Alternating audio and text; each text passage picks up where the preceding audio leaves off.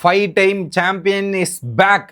Mumbai Indians are back. வேற மாதிரி குறிப்பாக இந்த மேட்சுக்குள்ளே போகும்போது மும்பை இந்தியன்ஸுக்கு ஏகப்பட்ட பிரச்சனைகளோடு தான் உள்ளே போனாங்க. ஒரு பக்கம் ரோஹித் சர்மா இல்லை, இன்னொரு பக்கம் இந்த கிரவுண்டில் மும்பை இந்தியன் ஜெயிச்சதே கிடையாது அப்படின்ற ஒரு ஸ்டாட்டு. கடந்த 4 மேட்சாக குஜராத் கிட்ட தோத்துட்டு வேற இருக்கும் அப்படின்ற மாதிரி எதுவுமே அவங்களுக்கு சாதகமாக இல்லாமல் தான் இந்த மேட்சுக்குள்ளே போனாங்க. என்ன சாதகமாக தான் இல்லைன்னா என்ன, நாங்கள் அதை சாதகப்படுத்துவோம், அது எல்லாத்தையும் முறியடிப்போம் அப்படின்ற ஒரு இலக்கோடு உள்ளே போகும்போதே நிறைய சேஞ்சஸோடு உள்ளே போனாங்க. குறிப்பாக தீபக் சகரை உட்கார வச்சதாக இருக்கட்டும், அதுக்கப்புறம் பார்த்தீங்கன்னா ஷாகுல் தாக்கரை உட்கார வச்சதாக இருக்கட்டும், 2 யங்ஸ்டருக்கு வாய்ப்பு கொடுத்து சாண்ட்னரை உள்ளே எடுத்துகிட்டு வந்து ஒரு சேஞ்சஸுமே கொஞ்சம் ஒரு பாசிட்டிவ் ஒரு இம்பேக்டோடு உள்ளே போனாங்க. அதுக்கேற்ற மாதிரி பேட்டிங்கில் இந்த மேட்ச் ஜெயிக்கிறதுக்கு ஒரு காரணம்னா அது திலக் வர்மா மட்டுமே. ஏன்னா அந்த இலக்கு 200 அப்படின்ற ஒரு இமாலயருக்கு போகிறதுக்கும் போகாமல் இருக்கிறதுக்கு நடுவில் இருந்தவர் திலக் வர்மா. அவருடைய குரூஷல் நாக்கு தான் இந்த இடத்துல மும்பை இந்தியன்ஸுக்கு வெற்றியாக இருந்திருக்கு. 99 ரன்ல ஜெயிச்சிருக்காங்க. அது திலக் வர்மா அடிச்ச ரன்னு தான், வேற எதுவுமே கிடையாது. ஏன்னா அதுல பேட்டரோட மைண்ட் செட்டுமே மாறி இருக்கும். இப்ப 200 அப்படின்னும் போது போனவொடனே அடிக்கணும் அப்படின்ற இன்டென்ஷனோட ஜிடி போவாங்க. ஒருவேளை 150 170 அந்த ரேஞ்சில் இருக்கும்போது ஓகே பார்த்து விளையாடிக்கலாம் அப்படின்ற இன்டென்ஷனோட போவாங்க. ஸோ இது ரெண்டுத்துக்கும் டிஃபரன்ஸ் இருந்தது திலக் வர்மாவோட இன்னிங்ஸு. இவங்க ஸ்டார்டிங்லே குறிப்பாக இது வரைக்கும் பும்ராவை வச்சு ஃபர்ஸ்ட் ஓவர் போட்டிருக்கவே மாட்டாங்க.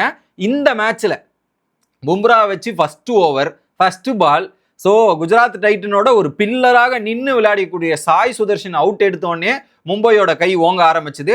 அதுக்கப்புறம் என்னத்தை சொல்றது, வரிசையா விக்கெட். ஃபர்ஸ்ட் ஓவரில் சாய் சுதர்ஷன், செகண்ட் ஓவரில் பார்த்தீங்கன்னா ஜாஸ் பட்லர், பவர் பிளேக்குள்ள சுமன் கில்.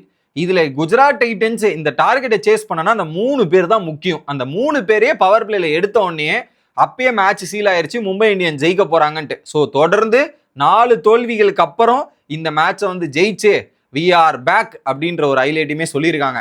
இன்னொரு பக்கம் 4 மேட்ச்சு நாங்கள் அகமதாபாத்தில் வேணால் ஜெயிக்காமல் இருக்கலாம், இந்த வாட்டி அந்த ரெக்கார்டை அழிச்சிட்டு புதுசாக எழுதுவோன்ற மாதிரி அந்த ரெக்கார்டையும் எழுதியிருக்கிறாங்க. ஸோ வேற மாதிரி. ஏன்னா இதுக்கு முன்னாடி குஜராத்தை ஜெயிக்கிறதே பெரிய விஷயமா இருந்திருக்கு, ஆனால் இது வேற லகம் அப்படின்ற மாதிரி காமிச்சிருக்காங்க. இன்னொரு பக்கம் பரிதாப நிலை, அவங்க 3 பேரை அடிச்சா மட்டுமே குஜராத் ஜெயிக்க முடியும். அதை அவங்க கொஞ்சம் யோசிக்கணும்.